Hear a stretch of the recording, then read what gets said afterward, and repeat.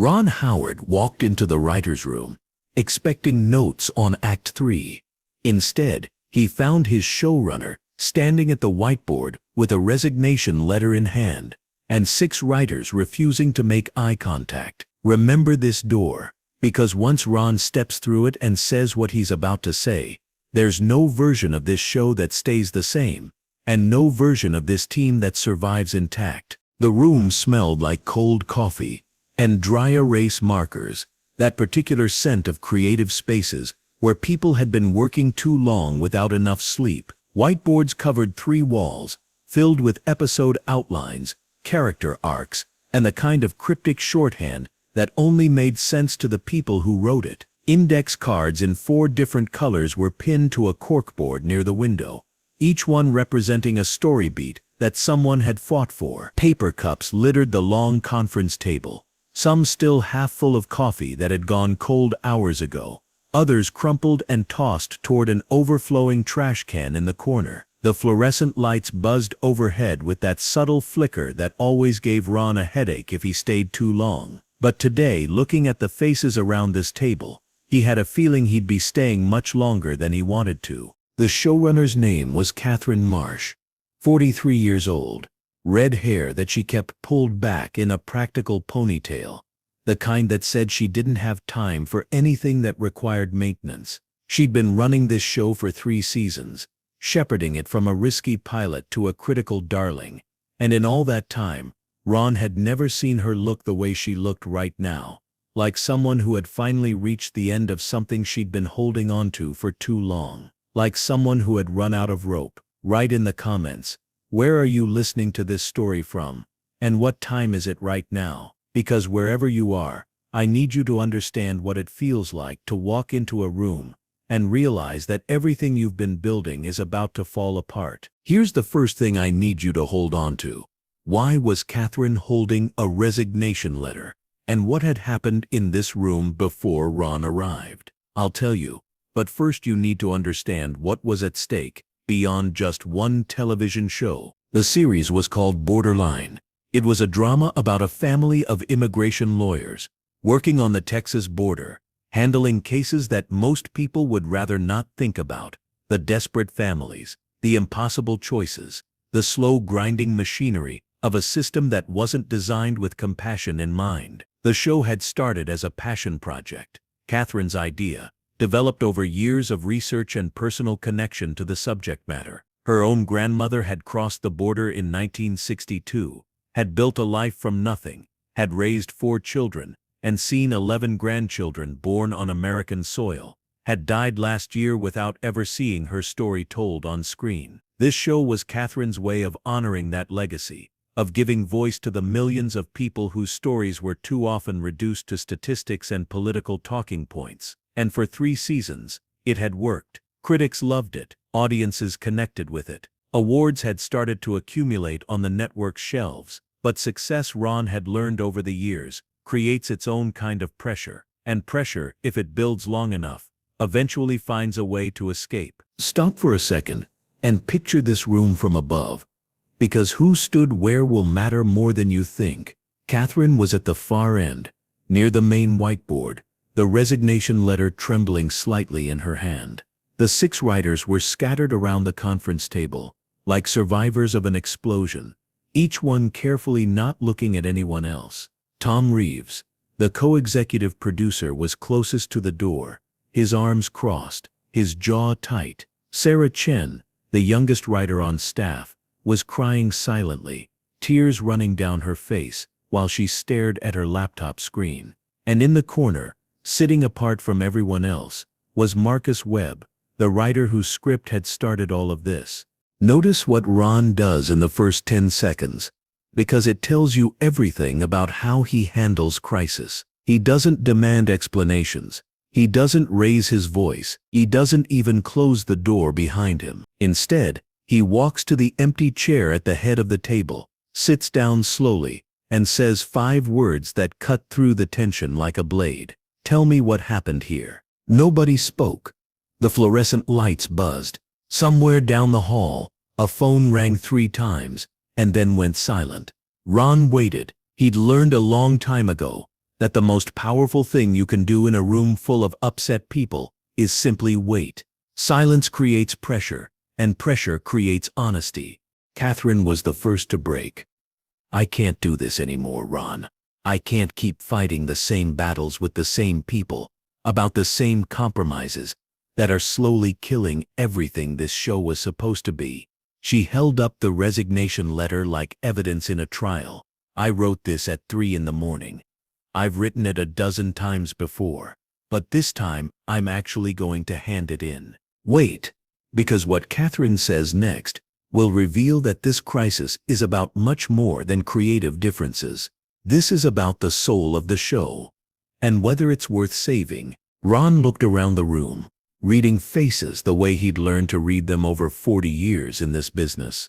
Tom Reeves looked angry, but underneath the anger was something else. Fear, maybe, or guilt.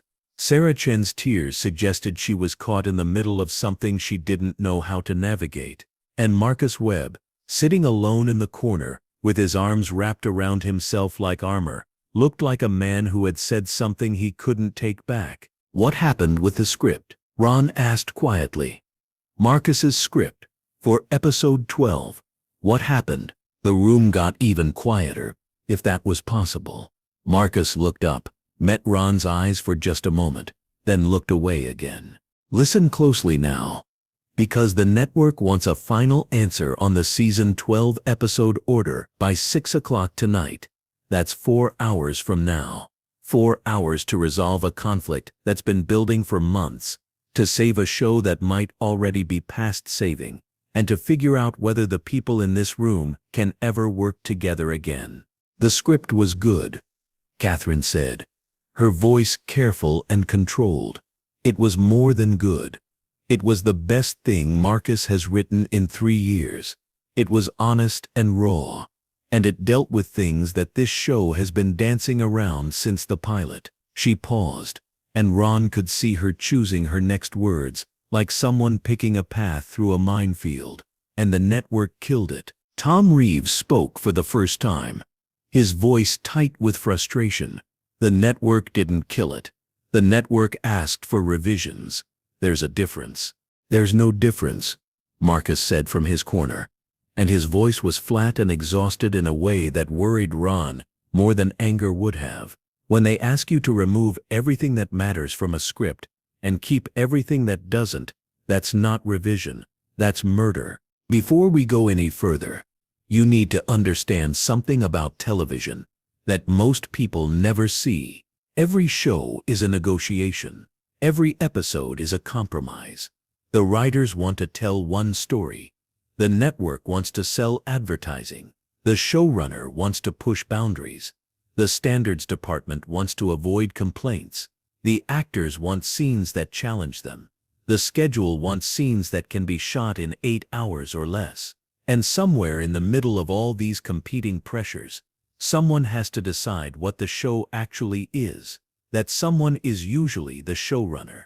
But when the showrunner stops believing that the compromises are worth making, everything falls apart. Remember this detail, because it becomes important later. The script Marcus had written was about a deportation case that ends badly. A family separated. A child left alone.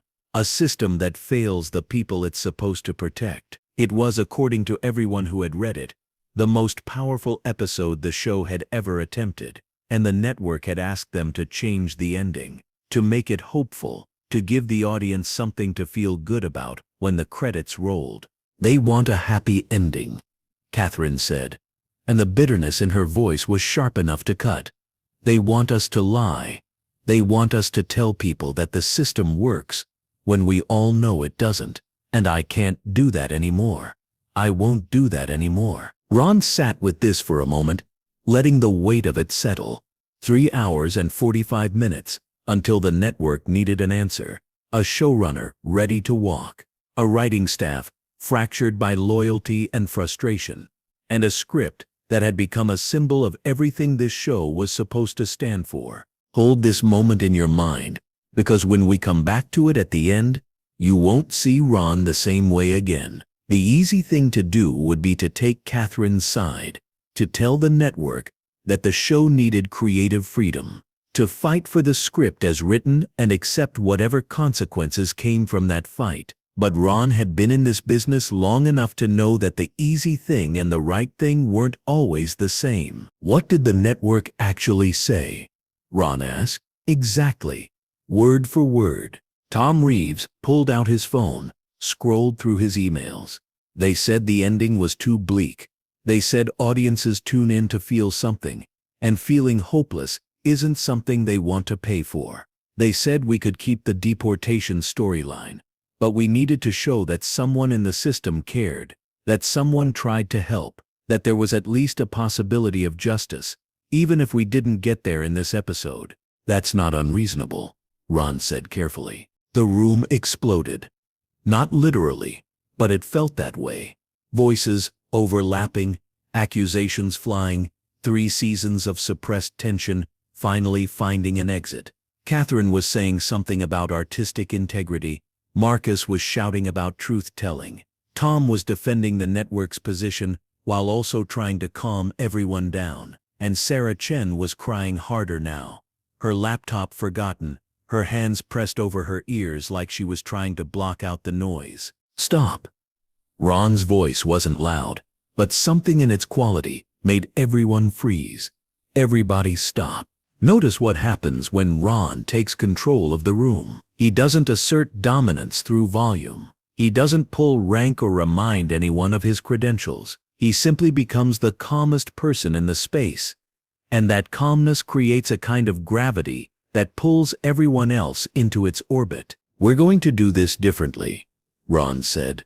We're going to go around the table, and each person is going to tell me what they actually want, not what they think is right or wrong, not what they think the show needs, what they personally want. Starting with you, Marcus. Marcus looked startled, like he hadn't expected to be called on first. He was quiet for a long moment, and when he spoke, his voice was smaller than before. I want the script to mean something. I want to tell the truth about what happens to these families. I want someone to watch this episode and feel uncomfortable enough to actually do something. Sarah wiped her eyes, took a shaky breath.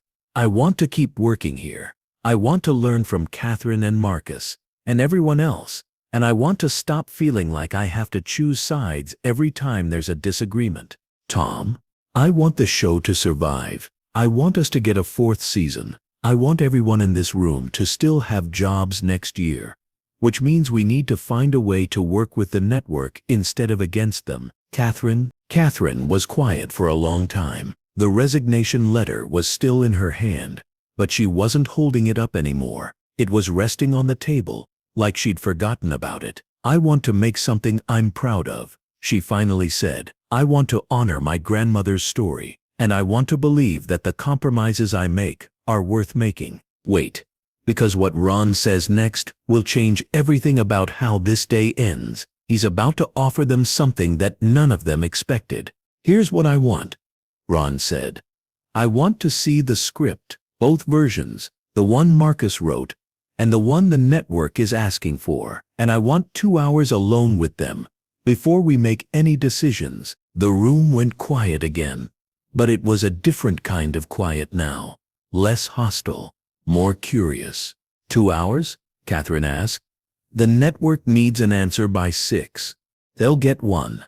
But I'm not going to let anyone in this room make a decision that affects all of your careers based on emotion and exhaustion.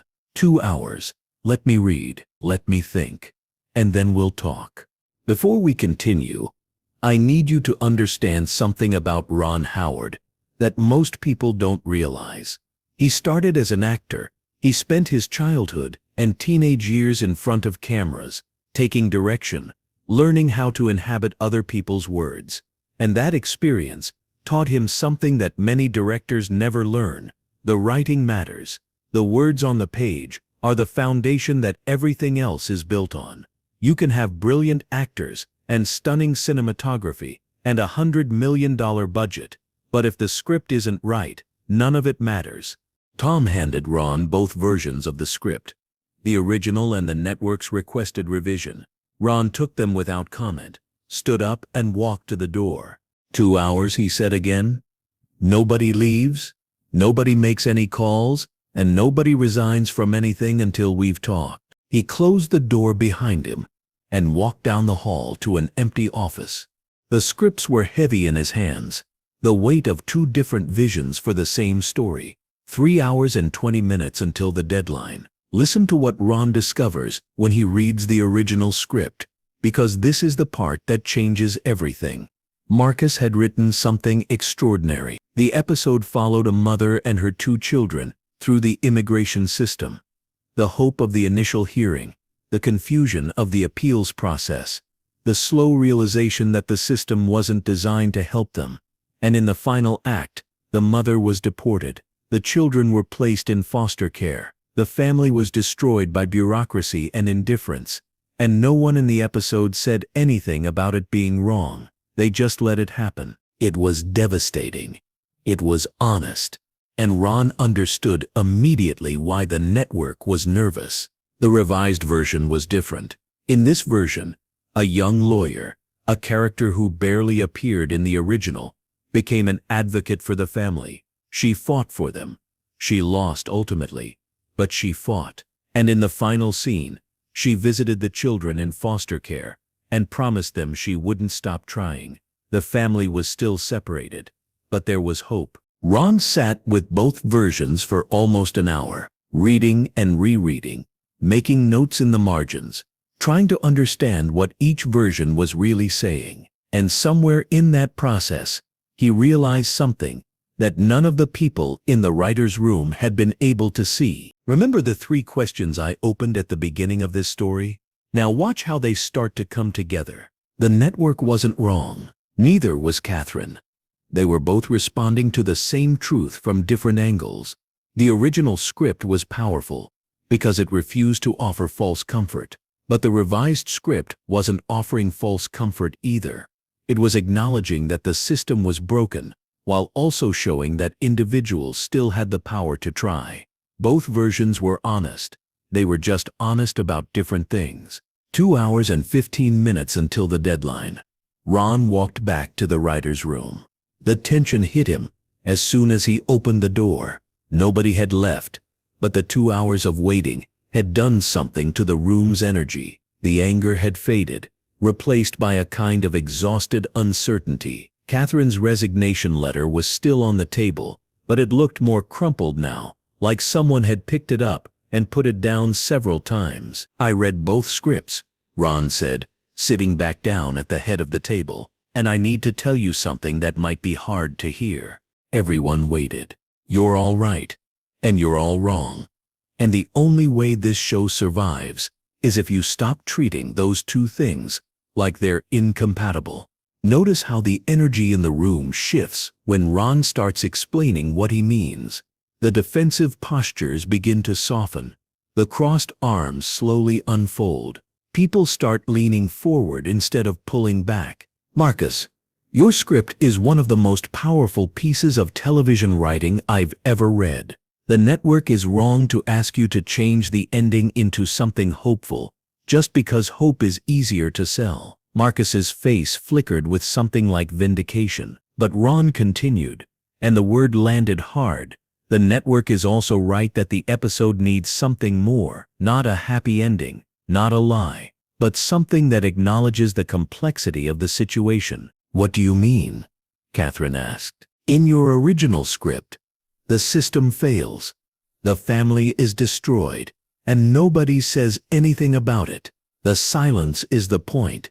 You're trusting the audience to feel the injustice without being told to feel it. That's sophisticated writing. That's respecting your audience. But it's also incomplete. Incomplete how? Because silence isn't the only honest response to injustice. Sometimes people fight back. Sometimes they fail and fight anyway. Your grandmother didn't cross the border in 1962 because she was silent. She crossed because she believed that trying was better than accepting.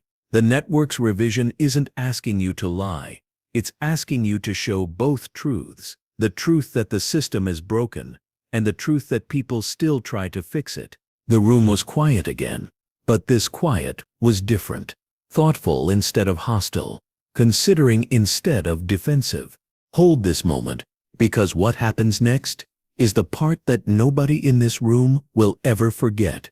Catherine picked up her resignation letter. She looked at it for a long moment. Then she tore it in half, slowly and deliberately, and dropped the pieces on the table. If we do this, she said, if we try to incorporate both versions, we need to do it right. We can't just add a hopeful lawyer character and call it a day. We need to show why she fights, even though she knows she'll probably lose. We need to make her hope feel earned, not grafted on. That's exactly right, Ron said. And you've got, he checked his watch, 1 hour and 43 minutes to figure out how. The next 100 minutes were some of the most intense Ron had ever witnessed in a writer's room. Catherine took the lead, but she did something she hadn't done in months.